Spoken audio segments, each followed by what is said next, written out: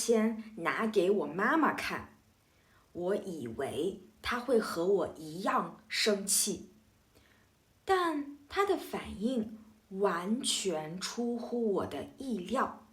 大家好，欢迎来到我的频道。最近我跟我的日本教授朋友聊天的时候，谈到了一个话题，就是好像现在的年轻人一代比一代更脆弱了。比如我在大学教书的时候，同样的教材跟同样的课文，在最开始使用的时候是没有问题的，但是到了后来，我们甚至需要给课文前面标记 trigger warning， 来防止学生在上课的时候崩溃。有的学生会认为话题让他们感到不适，而请假不来上课。而我们很多父母那一辈的人也会抱怨我们这一代好像没有他们那一代人那么坚强。不知道你有没有过这样的经历？可能你在生活中因为朋友的一句无心的话，或者网上一个随意的评论，心情低落了好几天。当你尝试跟你的父母沟通时，他们却很难理解，他们会觉得这算什么大事儿？我们吃过的苦比你们多多了，现在不也活得很好吗？所以这个时候，你可能会感到很委屈，很困惑。难道真的是我自己太脆弱了吗？是我太敏感了吗？所以今天我们就来讨论一下，为什么新一代的年轻人更容易感到受伤和压力。首先，我认为年轻的一代并不是变得更脆弱了，而是我们要面对的社会情况完全改变了。举个例子，如果生活是一个战场，那我们打的是跟我们的父母或者爷爷那一代人截然不同的战争。首先，我们可以用一个著名的心理学理论马斯洛需求金字塔来解释这个根本性的变化。我们可以看第一层，第一层是生理与安全的需求。那我们的父母，他们的关注点其实就在这一层，他们的焦虑非常具体，比如下一顿饭在哪里？这个月的工资能不能发？我什么时候能买一个房子？他们的精力几乎全部消耗在如何活下去这件事上。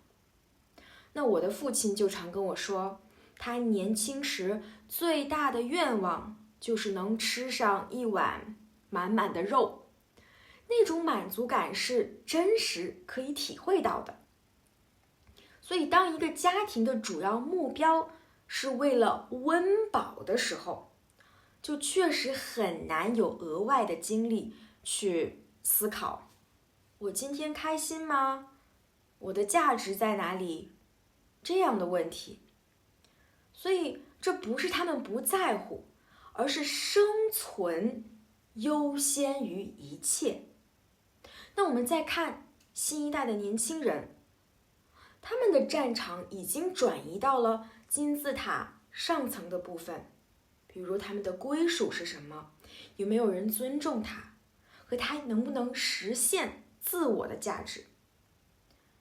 那对于我们很多人来说，底层的生存需求大部分得到了满足，我们不用再担心明天没有饭吃，没有房子睡，所以我们的精神需求就升级了。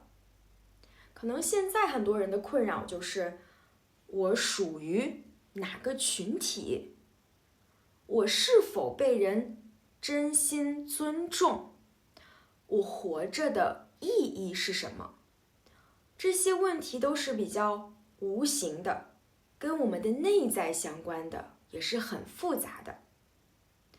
我可以举个例子，如果被重要的朋友排斥，或者在工作中感觉不到自己的价值，不被朋友、领导认可，那这种痛苦所带来的心理压力，这种程度在精神科学上来看，甚至不亚于缺衣少食。所以我们可能感受到更多的是这种孤独感和无价值感。那两代人是否会因为同样的一件事情产生不同的想法呢？在这里，我想分享一个我自己的小故事。有一次，我买了一件新衣服，衣服的标签上，就是那个洗衣服的标签上，有一些符号来代表我们可以怎么洗这些衣服。另外还加了一句 "Or give it to your mom, she knows how to do it." 我当时看到这句话，一股火噌就上来了。我立刻把标签拿给我妈妈看，我以为她会和我一样生气，但她的反应完全出乎我的意料。她非常平静，甚至有点骄傲地说：对啊，你不懂就可以来问我啊，妈妈可以帮你。除了洗衣服，还有很多其他的事情也可以来问妈妈。他完全感受不到我感受到的这种攻击性。然后他又问我，那你为什么生气呢？我说，为什么不会洗的时候要问妈妈呢？为什么不问爸爸呢？所以这句话隐含的意思就是洗衣服应该是女人做的事儿，所以妈妈一定知道。但是我觉得这是不公平的。我从小我爸爸也洗衣服，也做饭，打扫卫生。所以顺便说一句，我们东北的男人真的是这样的。所以为什么这样的事情不能问爸爸呢？这对爸爸来说也不公平啊。所以这一方面显得女人就是应该知道这种事儿，又说明男人不需要做这种事儿。那我的妈妈听了以后，她觉得我说的也很有道理。所以你看，同样一个标签，给两代人带来的印象是完全不同的。对我妈妈来说，在她成长的那个年代，家庭角色的分工是比较固定的。即使她婚后，很多的家务都是我爸爸做的，她也觉得标签上的那句话很正常。而对于我来说，在经历了女性意识觉醒的教育以后，我从标签上读出了性别的刻板印象，所以我会感到被冒犯了。所以有的时候并不是我们敏感，而是这是一种社会的进步在我们身上的体现。我们开始为那些曾经被视为理所当然的不公平发声了。现在我们来讨论一下，到底是哪些具体的事情在塑造着我们这一代人或者新一代年轻人独特的心理。首先，我们可以想象一下社交的不同。父母的社交是一种局部的，很有局限性的，他们的生活圈主要是邻居、同事和亲戚，评价和比较也仅限于这个小小的现实层面的圈子里。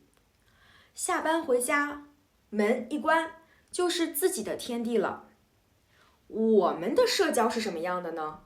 是一种全景的模式。我们的生活就是在社交媒体上一个被大家都能看到的透明的监狱。比如说，我们有无穷无尽的比较。在过去的时候，可能爸爸妈妈就说你看看别人家的孩子，爸爸妈妈就会拿我跟别人家的孩子比较，比他们的成绩好不好，对不对？但是现在呢，我要跟全网的人比较，比颜值就是漂不漂亮，比学历，比收入，比谁的生活更精彩。这种7天24小时不间断的比较，非常消耗人的心力，也很容易引发焦虑，总觉得别人都比自己过得好。那再比如说，过去校园霸凌可能就存在于校园这个区域，但是现在呢，各种形式的霸凌通过手机、社交网络一直追到你的卧室里，你的床头，你没有任何私人的空间可以躲避，随时都可以看到霸凌你的消息。特别是我做了博主以后，我也常常收到这种消息，是真的很让人难过的。第二个我要说的就是我们的价值观也不一样了。比如说他们的生活就是一种被社会广泛认可的标准人生模式，好好读书，找一份稳定的工作，结婚，生孩子，就是这条路可能很缺乏个性，但是很清楚大家都这样做，所以就没有那么多选择，也减少了选择的焦虑。但是我们这一代人呢，我们被赋予了更多的自由，但是同时也变得更迷茫了。我们每天被鼓励做自己，面前有无数条路可以让我们选择，但是我一直不知道我想成为什么样的人，我要做什么。我只知道我不想像父母那一辈人一样生活，那我应该何去何从呢？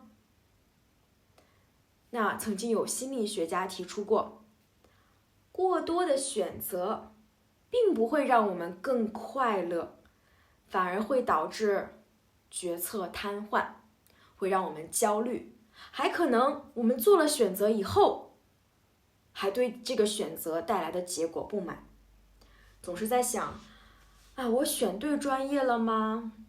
我搬到这个城市，我选对城市了吗？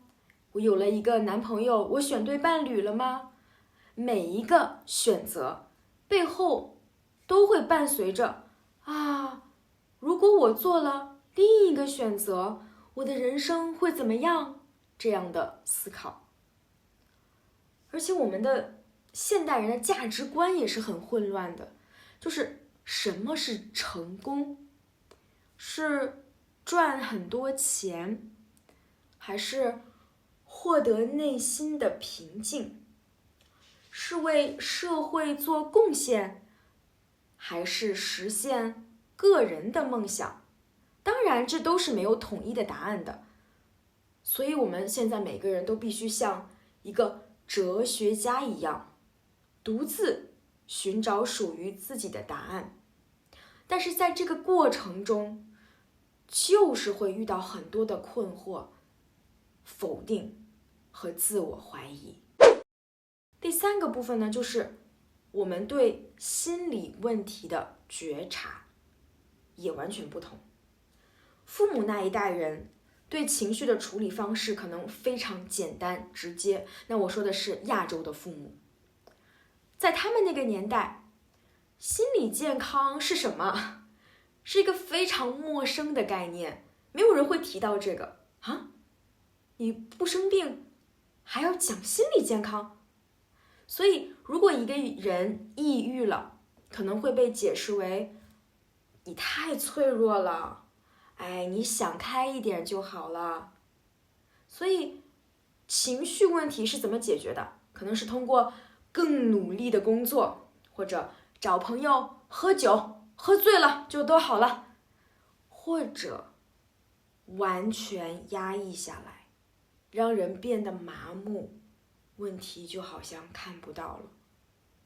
那我们这一代人呢，或者年轻一代人呢，我们可能很早的就已经开始接触心理学知识，我们学会了这些词，比如说原生家庭、焦虑、边界感、PUA， 也就是精神操控等这样的概念。所以真的是我们更脆弱了吗？我觉得不如说我们变得更敏感了。上一代人就好像一台老式的收音机，可能只能收到几个频道，但是我们现在可能变成了一台高科技的检测设备，能感受到无数个细微的信号。我觉得这也是一种认知的进步。我曾经跟一个住在大理的朋友聊天，我的原话是：人类为什么这么脆弱呢？即使一个人原生家庭很幸福，他可能也有很多创伤。那我的朋友就说，每个人来到这个世界都是一场修行。父母辈的修行可能是我如何面对生活的压力，扛起生活的重担。他们的修行是在一个物质匮乏的环境中锻炼出能力，养活自己和家人。所以他们努力的结果是如何让家人过上舒适的生活。那我们这一代人修行的课题却变成了如何在这个复杂的世界里让自己的内心得到平静。我们在修行的是在现在这个世界观如此混乱的情况下，怎么找到自己的方向，怎么处理错综复杂的人际关系。比如说以前只有婚姻，但是现在有了 relationship、situationship， 各种各样的事。所以我们现在虽然在遇到很多的在父母那一代看来不是什么问题的事情，但是他们都对我们很重要。所以我们现在遇到的每一个困境，每一次情绪的低谷，每一次受到的创伤，其实都是在为我们的这场修行铺路。那些看起来像绊脚石的情况，当你踩过去之后，你才会发现它们是我们灵魂成长的台阶。有的人追求名，有的人追求利，有的人追求金钱，还有的人追求内心的开悟。但是我觉得这在本质上都是在追求一种圆满。那这些给我们创伤的事情，就是让我们通往圆满的必经之路。所以下次如果再有人质疑你，甚至是你自己内心的那个声音质疑你，你为什么这么脆弱的时候，我希望你可以更温柔、更坚定地看待自己。因为新一代年轻人的敏感，正是这个社会的发展的一种体现。如果我们可以理解这种代沟的差异，就可以更深地理解对方。我们的父母说他们吃过很多苦，这是真实存在的。